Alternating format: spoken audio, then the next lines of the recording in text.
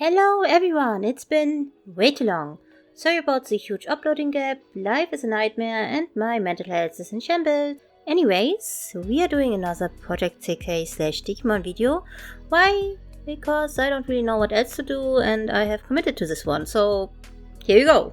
I have some ideas lined up for future videos, so hopefully we're going to get things back on track. So anyways, let's get right into it, starting with our first pair, Anna and Blobmon. Anna is part of Night Court at 25. I won't go over the different groups again, last time was in-depth enough, just watch that video. If you are lost or, I don't know, download the app and read the main stories, it's free. Anyways, Anna is the group's artist and also a giant hothead.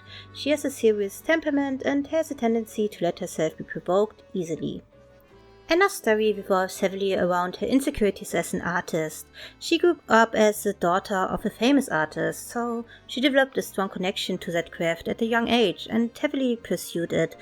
However, when it became time to apply for a high school and Anna tried to go into a school focusing on art, her own father discouraged it, causing Anna to, very understandably, crash the fuck out. After failing to win in an art competition, she entered to prove her father wrong, and after her own art teacher tore into her work with the least constructive criticism I have ever seen from a supposed professional artist, Anna decided to essentially give up. She spiraled downwards and essentially became depressed. She started to take evening classes because she rather sleep most of the day away, and her relationship with her father absolutely deteriorated, with her actively avoiding him, causing the atmosphere in their house to be rather strained. Anna seems to have an amicable relationship with her mother, and her brother have a very loving, hateful relationship, as most siblings do. The interesting part with Night Court at 25 is that all group members represent dealing with mental health issues in different ways, with each representing a different form of potentially unhealthy coping mechanism. Kanade, who we drew in the last video, has a savior complex. She feels like her main purpose is to help others with her music, and that causes her to neglect her own well-being and health. Mafuyu, who we will discuss more in a different video down the line, uses masking as a coping mechanism. This one seems pretty self-explanatory. I don't think I need to go more in depth in that, but we will anyways, again, sometime in the future. Mitsuki uses avoidance. Again, more about that in the future, talking about her. And Anna uses anger. Anna's self-esteem is very dependent on her need for validation. She was constantly praised for her work as she grew up. However, after facing her first major setback, Anna felt worthless, like everything she did was for nothing, essentially. This feeling of worthlessness and helplessness manifested in her lashing out. She often ends up being very angry at herself and everybody around her, and sometimes lets her anger out at people that don't really deserve that. You see, while Anna stopped doing traditional art for a while, she kept doing digital art, trying to prove to herself and her dad that she can be successful as an artist. However, her art barely got her any following, which deeply frustrated her since she seeks validation so badly. So when Anna started posting pictures of herself online and those got more traction, since she is a pretty girl, Anna developed a lot of mixed feelings about those circumstances. On the one hand, it makes her feel extremely discouraged, since her selfies take her around 20 seconds to take, while her drawings take her hours to days, and it's still the selfies that get more traction.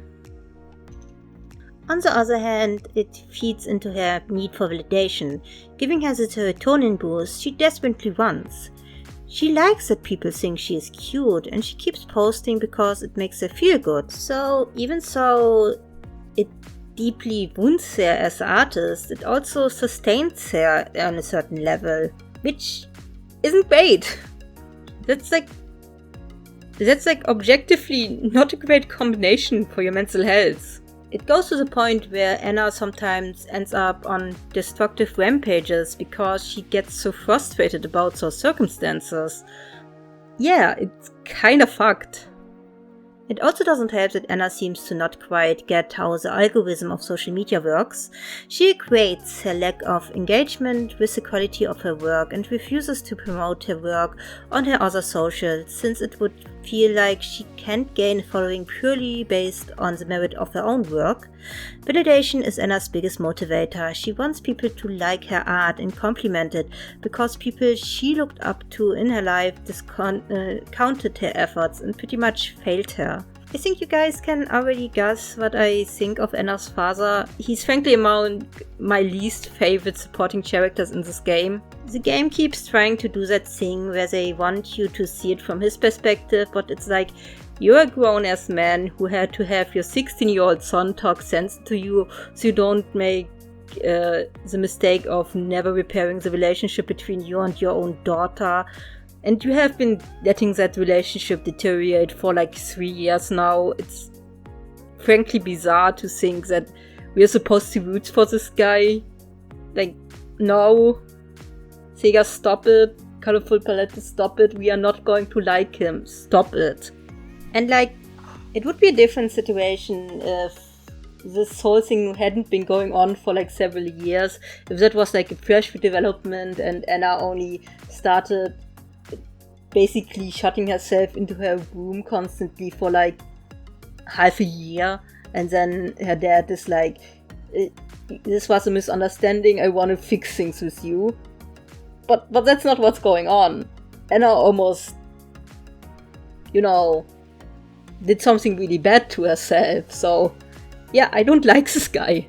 Thankfully, most of the fandom is in agreement that he, alongside other toxic parents in this game, sucks. Now, is he as bad as Mufuyu's mom or Toya's dad?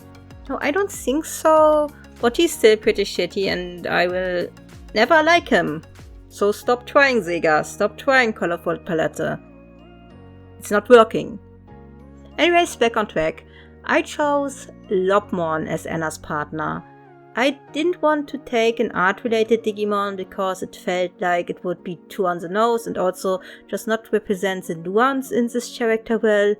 Also, there are just not very many to pick from.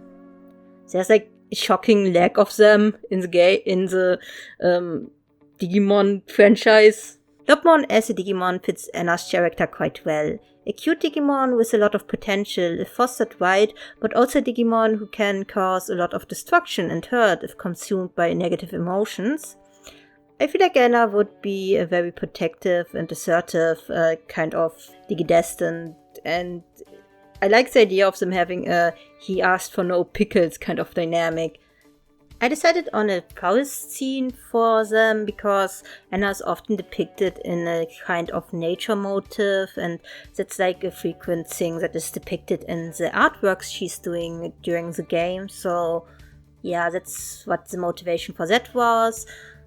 I actually really like this illustration. I think it ended up looking very whimsical and fun and embodying the kind of feeling I wanted for this character. Next up is Akito, Anna's younger brother. Akito is a member of Vivid Bat Squad, a street music performing group.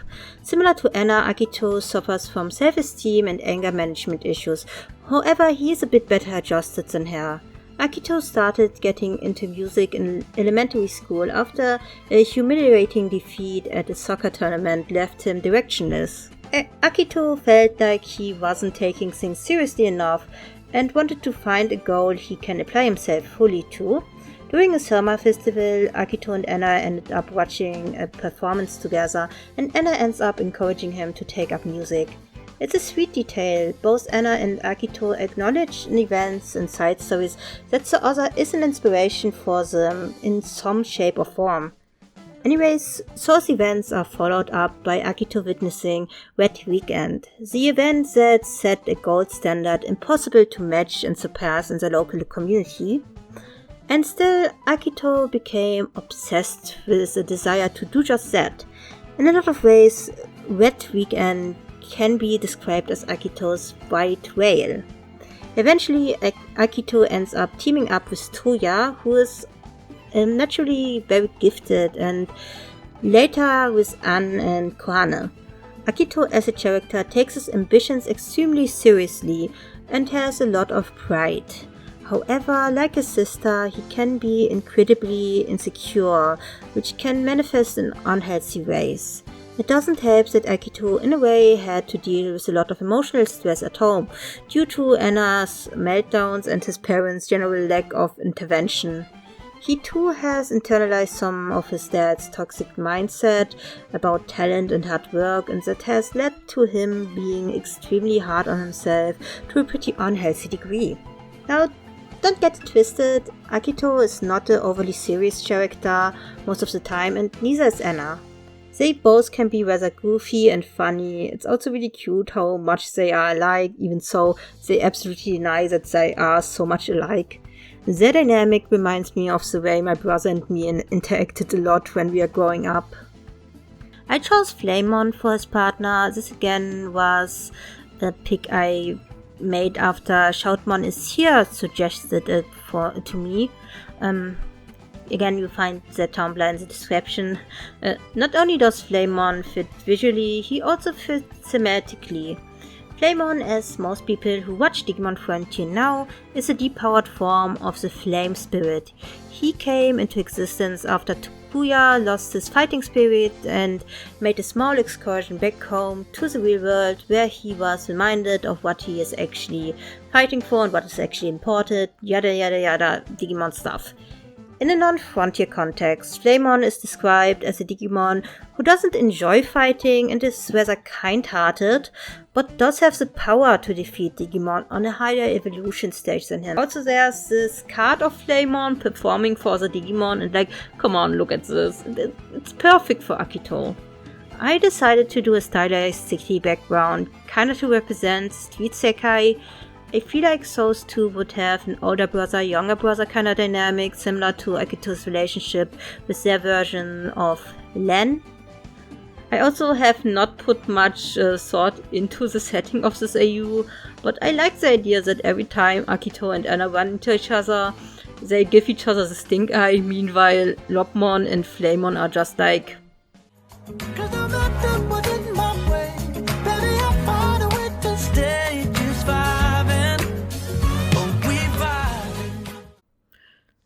Next up is Irie.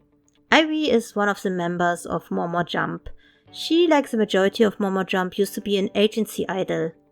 Irie, during her time as an idol, struggled hard with her self-image. While she did have talent, Irie mostly excelled in entertainment. Her outgoing and bold personality caused her agency to slowly try to phase her out of being an idol and become more of a TV personality. And Irie hated that. She felt the things she had to do on variety shows and stuff like that was degrading, and most of all, she hated that people thought she wasn't suited to be an idol. She tried to talk to her agency about those issues, however, she was basically stonewalled. Irie ended up feeling very jaded and bitter with the industry by the end. Irie's story deals with the themes of self-image, perceived femininity, and the struggles of embracing non-conformity in a society that mocks that. Irie, in the early part of the story, dislikes her old image and doesn't see value in the work she used to do.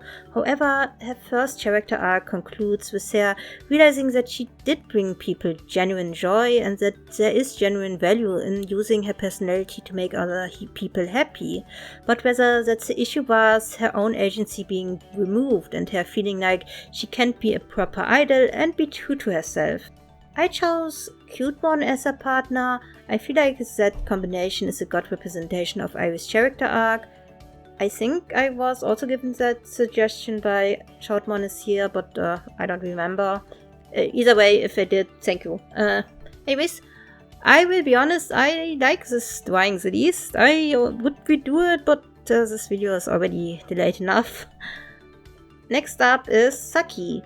Saki is the pianist of Leonette and younger sister of Tsukasa from VXS. We discussed some of her backstory in the last video. Saki, like we discussed back then, suffered from a chronic sickness as a child, leaving her often hospitalized. While she was dealing with that, Saki's friend group slowly fell apart. Only Ishika really stayed in contact with her. Saki's story deals with some pretty heavy subject matter, such as reclaiming your life after recovery and also constant fear of relapses. The poor girl missed out on so many things growing up and now is trying to compensate for that by wanting to do all sorts of things, and ideally she wants to do also things with her best friends. However, that can cause some issues. In a lot of ways, Saki acts as the emotional glue in the group. She is the catalyst for the girls' reconciliation and it's very understandable why. Saki, despite her sad circumstances, is extremely positive and cheerful, which does at least partially seem to be a coping mechanism for her. Why does this remind me of something? Anyways, I chose Goumon as a partner. This had several motivations. At first, I didn't really know what Digimon to give her. Saki has some very deliberate iconography. However, also she shares most of that iconography with her brother, Tsukasa, and the amount of star-related Digimon is actually shockingly slim. So I decided to pivot. Some of the Digimon I contemplated were Cutemon, because of the whole healer angle, Agumon, because of the choice of giving Gabumon to Ichika, and Gemmon, because I thought it's cute. But we don't really know much about it, so I just kinda was like, eh. Then I thought Marine Angemon would work well, being another healer type Digimon, so I looked at potential rookies for that, and well, Goumon immediately came to mind. So a little fan fact about myself. Goumon is my favorite Digimon. When I was in kindergarten, he was my favorite, despite the fact that I couldn't remember his name as a little one. Goumon to me and my family was Pachi Pachi, which was the German equivalent of calling him Splish Splash, after the sounds he made while walking. When I was little, one time I got very sick. I ended up hospitalized and had to have emergency surgery. I don't remember much from that time. However, one thing I do remember is that Goumon was, my Goumon plushie was a huge source of comfort for me. So this became oddly a personal pick for me. Pachi Pachi hasn't been in my possession for a long time now. He, along with a lot of my other childhood possessions, were victims of my parents' divorce, and recently whatever was left of them was trashed due to a dispute between my father and his landlord, so sadly there's no hope to recover him. Let's view this as a tribute to an old friend and indulge in my bias for this adorable little seal monster. Lastly, Nene and Shakumon. Nene is a member of the performing crew Wonderland's X Showtime, or VXS for short, and she is also objectively the most talented member of that crew, if it wasn't for the little fact that Nene is chronically shy and suffered from terrible stage fright at the beginning of the story. Okay, let's back up for a second. Nene, similar to Tsukasa, has been dreaming of becoming a Broadway star since she was very young, and has been working hard to achieve that dream. She's a talented actress, singer and dancer, and eventually joined a performing group in middle school. However, after an incident where Nene ruined a performance by freezing up on stage, Nene developed terrible stage fright and left the performing group. She found solace in burying herself in video games and basically gave up on her dream until her childhood friend Rui shows up to invite her to join his new group. Nene reluctantly agrees after Rui showed her the robot replica he made of her she would be able to control like a video game character to circumvent her stage fright. Nene's story mirrors Tsukasa in a lot of ways, and the game really likes to play with that fact, showing how they both want to outgrow each other but also have a lot of respect for one another. So there's like this constant back and forth. They have a very fun rapport. One of the things I like about her is that despite being shy, she also is snarky and has a competitive nature. She doesn't like to lose and constantly works hard on self-improvement, and in a lot of ways she shows that she's very prideful. I decided Shakumon would suit her well. This pic fits her personality and also leaned into the mermaid motif she has in the game. I actually started this drawing on livestream, same thing with the Saki drawing, so if you guys see me stream, you sometimes might get some drawing sessions and spoilers for future videos. Anyways, we reached the end of the video. I have put some things into the description, so please check them out, especially if you are from the US. I put a link to the Block the Bombs website. It's a site that helps you contact your representatives so you can let them know you want them to support a bill that aims to block the Trump administration from supplying Israel with further weapons. Anyways, thanks again for watching. I hope you guys stay kind to each other and have a good day.